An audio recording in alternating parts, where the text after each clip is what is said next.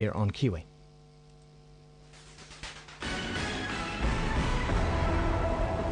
More than 70 international delegations came for the second Friends of Syria meeting, but their views on what to do next about Syria proved as scattered as their geography. Countries like Saudi Arabia and Qatar now talk openly about arming the Free Syrian Army, buffer zones, even sending in Arab and international peacekeepers. Some, like Britain, are strong on angry rhetoric, but publicly only committed to non-lethal aid, like media training. It's Eye on the World now with Paul Buchanan, who is the principal and founder at 36-Parallel Assessments, joining us this morning. Good morning to you, Paul. Good morning, Wama. And we're talking today about this relationship between Venezuela and Iran and Syria.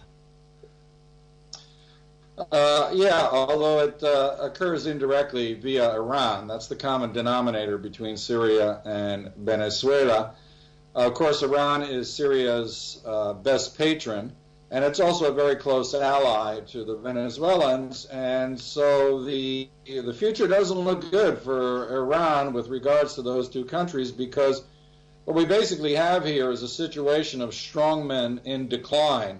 Obviously enough, Assad is under siege, and whether or not he manages to kill off another 10,000 people, he's pretty much finished. And on the other hand, Hugo Chavez, the leader of Venezuela, is terminally ill with cancer.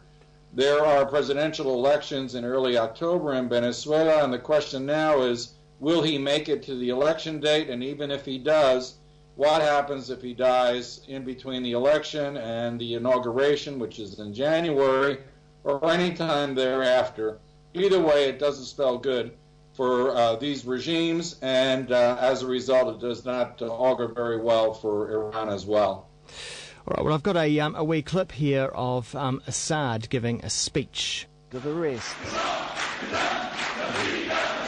Speaking at what he described as a defining moment in the country's history, Bashar al-Assad said those behind the unrest are criminals and radicals. Those radical and blasphemous intellectuals who, as we have seen in the past, have tried to infiltrate the country, have the same school of thought as has existed for decades. So he doesn't seem to be talking like a leader in decline, Paul. But the clip, because the clip shows you how deluded he is.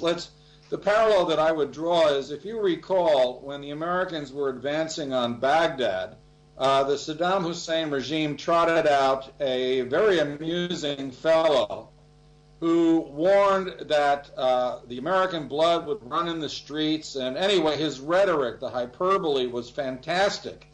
And I think towards the end there were clips with him pontificating, and there were actually American tanks coming up the street behind him.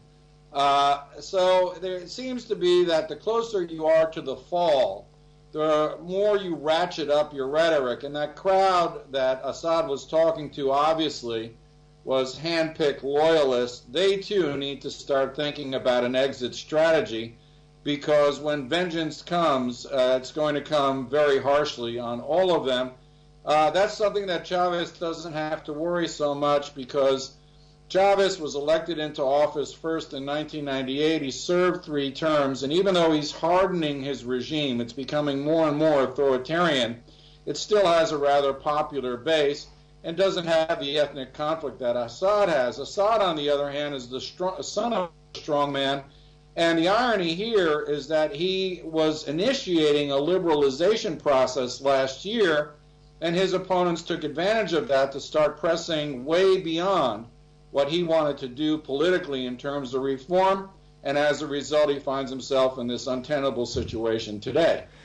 Okay, well, here's a clip of Hugo Chavez making an address at the UN. I hope God will protect Obama from the bullets that killed Kennedy. I hope Obama will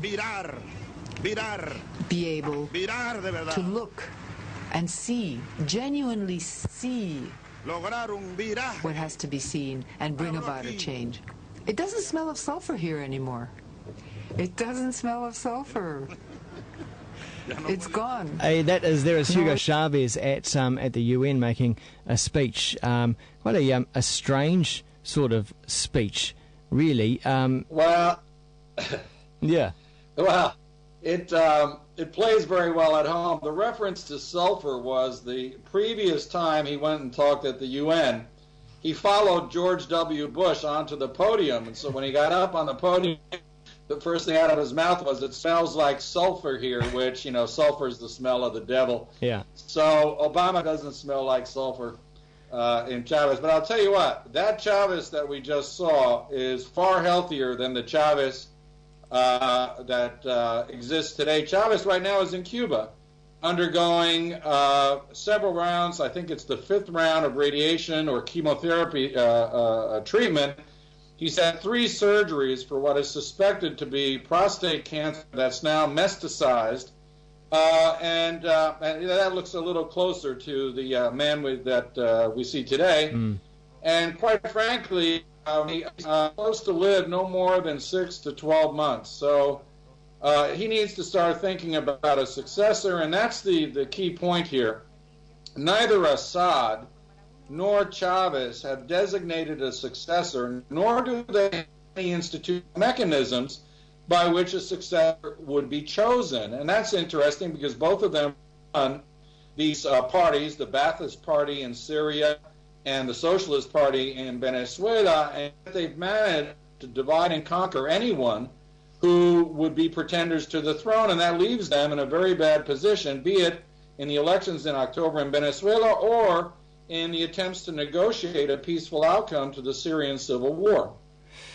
So let's say both regimes either fall or descend into complete chaos. Where exactly does that leave Iran? Well, it leaves it without any diplomatic cover in 2 very important parts of the world. Needless to say, Syria is the critical one. Syria serves as a proxy for Iran. It also serves as the major transit point for Iranian arms, material, and trainers to Hezbollah in Lebanon. And obviously enough, if the Assad regime falls, then all of that's going to be cut off. And that leaves Iran in a much less strategically powerful position in the Middle East as a result. And that, quite frankly, is what the Sunni Arab world wants. The people who are pushing to arm the rebels are not so much the West, but the Sunni world who wants to deal a blow to Iran once and for all. With regards to Venezuela, it's an interesting, with the death of Chavez, we may be seeing the beginning of the end of the phenomenon known as indigenous socialism in Latin America. He was the more extreme variant of this. 21st century socialism that is more populist, if you will, than it is socialist. It's not grounded in hardcore Marxism. But if Chavez dies, and he, as the icon of this movement, may actually begin to bring it down. Other examples are Rafael Correa in Ecuador, Evo Morales in Bolivia, and he's the mentor to all of these people. So without any designated succession mechanisms that will allow his party and his movement to reproduce beyond his physical presence, the writing could be on the wall. And although he's still leading in the polls in Venezuela, the opposition is united around a center-left candidate, so someone who's actually on the left, who is posing a formidable threat to the integrity of the socialist revolution, or the Bolivarian revolution as they call it in Venezuela. And if Chavez shows signs of terminal illness, because right now all of this is a state secret, exactly how much he has to live, then it's very possible that the electoral outcome in October will be something very different than what Chavez and his loyalists expect. Well, you can find this as a video once more, and see some of the clips we were just talking about as well up at livenews.co.nz, and see more assessments and thoughts from Paul Buchanan at 36th-parallel.com. It's now 8:49 here on Kiwi.